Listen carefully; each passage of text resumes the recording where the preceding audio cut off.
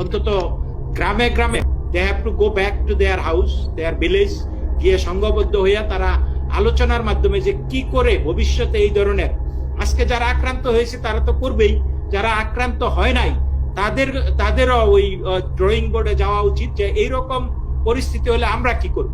অন্তত প্রত্যেকটা গ্রামে 50-60টা 100টা যুবক আছে, তাই না?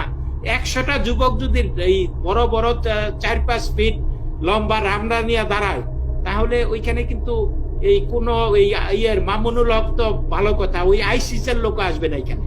সো ওই ইটা থাকতে হবে।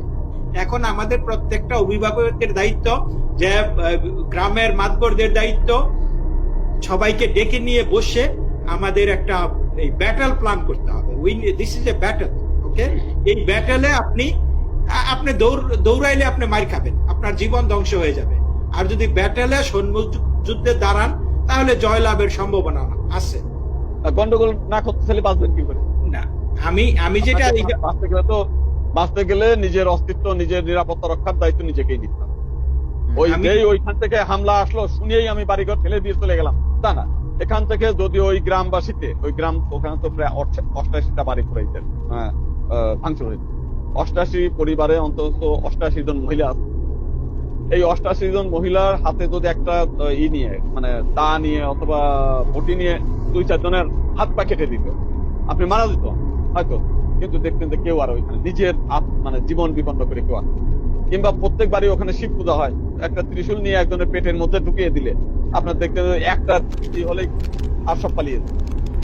আমাদের শাস্ত্রগত ভাবে যদি আপনার অবতারবাদের কাহিনীও ধরেন, আপনার লাস্ট 3 বার বিষ্ণু অবতার হিসেবে গ্রহণ করেছেন। একবার হচ্ছে হিরণ্যকশিপুকে বধ করে, প্রহ্লাদ ধর্মকর্ম করতে চায়, হিরণ্যকশিপু ধর্মকর্ম করতে বাধা। ফলাফল কি হয়েছে?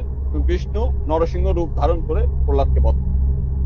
দ্বিতীয়বার যদি রামচন্দ্রের কথা বলেন যে আমাদের ঘরের মেয়ে থাকে না, মেয়েগুলো ফুসলায় না আর জোর করে নিয়ে যাক, যেটাই নিচে দিচ্ছে, সেখানে ভগবান রামচন্দ্র বিষ্ণুর অবতার হিসেবে এসে আমাদেরকে শিক্ষা দিল, সে যদি রাবণ হয়, হাজার মাথা রাবণ, তাকেও বধ করে স্ত্রী জাতিকে ফেরত আনতে হবে। শিক্ষাটা কিন্তু এই। দ্বিতীয়বার যদি আমরা শ্রীকৃষ্ণের কথা বলি, শ্রীকৃষ্ণ একই বিষয়। রাষ্ট্র ক্ষমতা যদি যারা কেড়ে নেয়, সে গুরু যারা কেড়ে নেয়, তাদের বিরুদ্ধে যুদ্ধ ঘোষণা করে সেই রাষ্ট্র ক্ষমতা পুনরুদ্ধার। কিন্তু এর কোন তত্ত্বই তো আমরা স্বীকার করি, গ্রহণ করি, আমরা নাম সংকীর্তন করি। কিন্তু বাস্তবতা হচ্ছে আমরা আমাদের যে শিক্ষা, ধর্মীয় শিক্ষা, তার থেকে আমরা হাজার মাইল। মন্দিরের দেয়ালের পেছনে চলছে মুসলিম হত্যার প্রস্তুতি।